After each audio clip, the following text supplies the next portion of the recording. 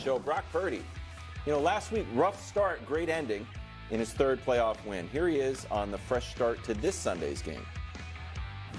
It doesn't matter if you play good or bad. Like, you can't, I don't think, take really any of that with you the next week. It's a new game, it's a new scheme, it's a new environment, everything about it is new. So it's almost like you got to clean the slate, learn from the mistakes, build off of, the good things that you've done. But it's going to be it's a new game.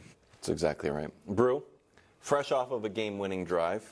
Yeah. It's weird he'd want a clean slate fresh off that. Well, he doesn't. It's almost like Well, everybody understands he didn't play. Go ahead. Until the, Are you willing to guarantee that Brock Purdy, who was a sterling 23-6 in his career, who led the league in passer rating, who's undefeated in playoff games that he started and finished, what a question, and who's hosting a Lions defense that allowed Matthew Stafford to throw for nearly 375 yards? We haven't seen a guy like this come into the league since Tom Brady. Mr. Irrelevant, Brew, your guy, you've ridden for him all year. He's my guy. Are you willing to guarantee, beyond the shadow of a doubt, that he will have just a good game? Great question. And unfortunately for you guys, I know the history of the NFL too well. I just do. Greg is not. I know that in his first 9 seasons, including when he finally won his first Super Bowl, that the great Peyton Manning, hear a brother out, that the great Peyton Manning had a passer rating under 80 7 times in his first 13 playoff games. 3 times he was in the 30s. Okay? I know that John Elway, another all-time great, and Greg trying to stare me down, another all-time great, that he, 4 times in his playoff career, completed fewer than 41% of his passes. The great John Elway, in his first 9 playoff games, Wilds, first 9, he threw at least 1 interception in each game. So if I can't guarantee, I know y'all want me to be a hot take artist and just say whatever, I can't guarantee that those 2 all-time greats, Manning number 3 on this Knicks list, Elway, what, 6? 5 or 6. 5, 6. I'm not going to guarantee anybody except maybe Patrick Mahomes would have a great game. Now, good game. What I will say, Just a good game. What I will say is this: I firmly believe and firmly expect Brock Purdy to play very well. And as you said it, he's undefeated in the playoffs. Has never thrown an interception in the postseason. And I got a graphic. Look at this graphic. Under pressure. We know golf struggles under pressure. Guess who doesn't? Brock Purdy. 8 yards per attempt, 9 TDs. Golf got 8. No, when golf has 8. Right. Thank you, Nick. Passer rating, nice. 7th best under pressure in the league. Golf freaking 27. Yeah, Brock Purdy is going to deal. You have the whole take there. You got the whole. The word guarantee. See, I used to write in the New York media, New York Times, and we always wanted to get a player to guarantee for the back page. Guarantee's a little too strong. Firmly believe, feet down, 10 toes, all that. Yeah. Go ahead. Well, then I guess I got more toes down than you. I guarantee he'll have a good game. Oh. I thought you were going the other way. That's supposed to trump me? Yeah, mess you up. I just cooked. You ain't trump nobody.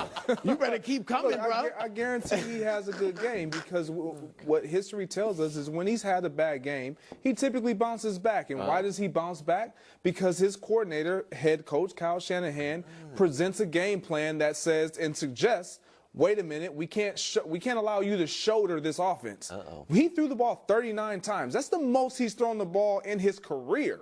And so that's not the key to their success. That's not how they thrive. They thrive by turning around, handing the ball off, establishing a running game, and allowing him to then allow the running game to open things up to where he then has everything to his in his liking. So for me, I think he will have a good game. I truly believe that he will have a good game. That's Brock Purdy bouncing back.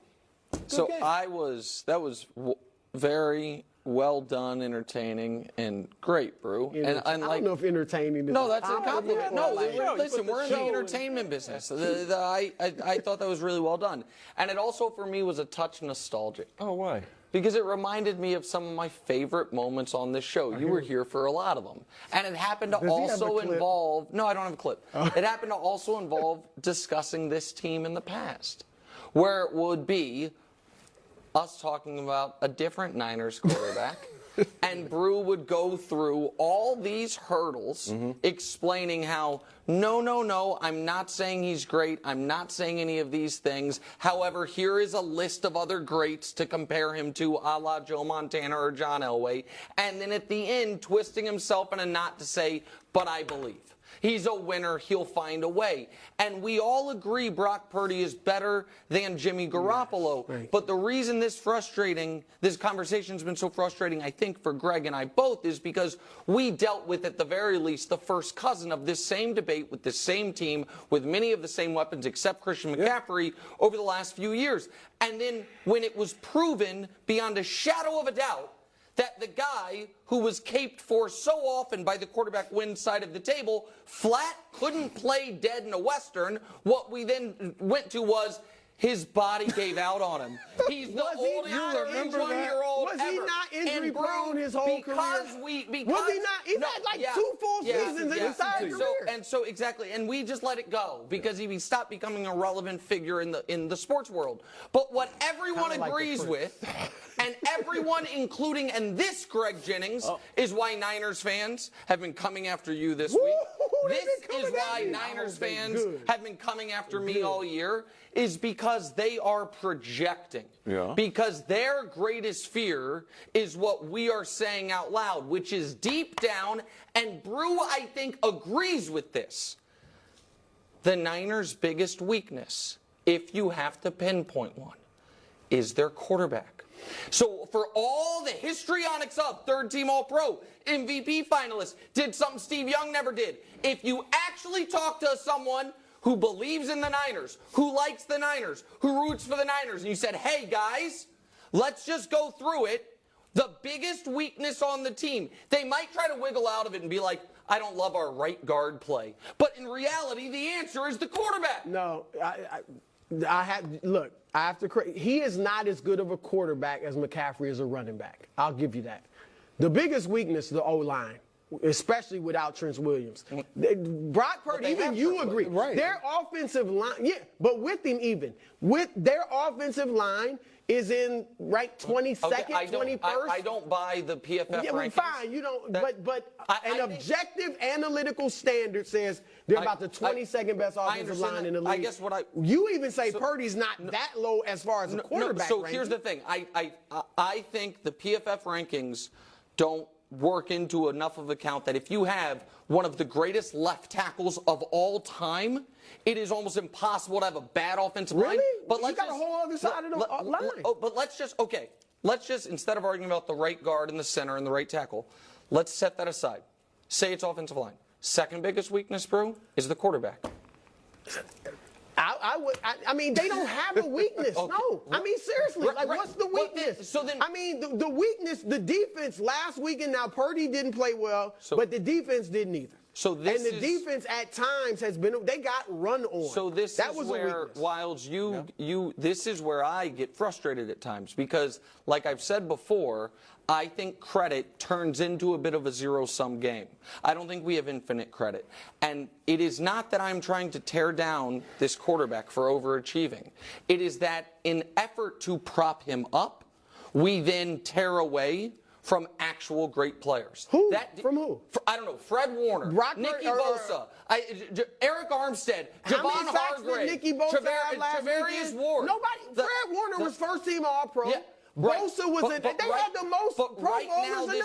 Because here's so the problem. How's that taken away from them? The team was good but not great. They won 12 games. They weren't 15-2. They weren't juggernaut. We know they weren't perfect, right? We all agree they have the best running back. We all agree they have amazing skill position guys. We all agree they have a great tight end. They have the best left tackle in the football. Who's taking away from that, though? I don't. You said in giving Purdy credit, we're taking away from them. They all made the Pro Bowl. A bunch of them made All Pro. Right. Like nobody's They got McCaffrey's in the MVP vote for a running back. Right now, this moment, when discussing them, you went to the defense might not be that good, but we know the defense is excellent. No, I went to the offensive line, and then I said last week the defense didn't look good. So no. Neither did Purdy. So you're not I don't think. I don't like when you say he's their weakness. He's not a weakness. He is a strength. If you want to say he's not as good as Christian McCaffrey, fine. Or I mean, if you want to say Debo and Ayuk and all that, the receiving core, fine. But to categorize him as a weakness, that's just not right. He's not a weakness. He's a strength. You can guarantee him that he's going to have a good game? I told you, I firmly believe he's playing very well.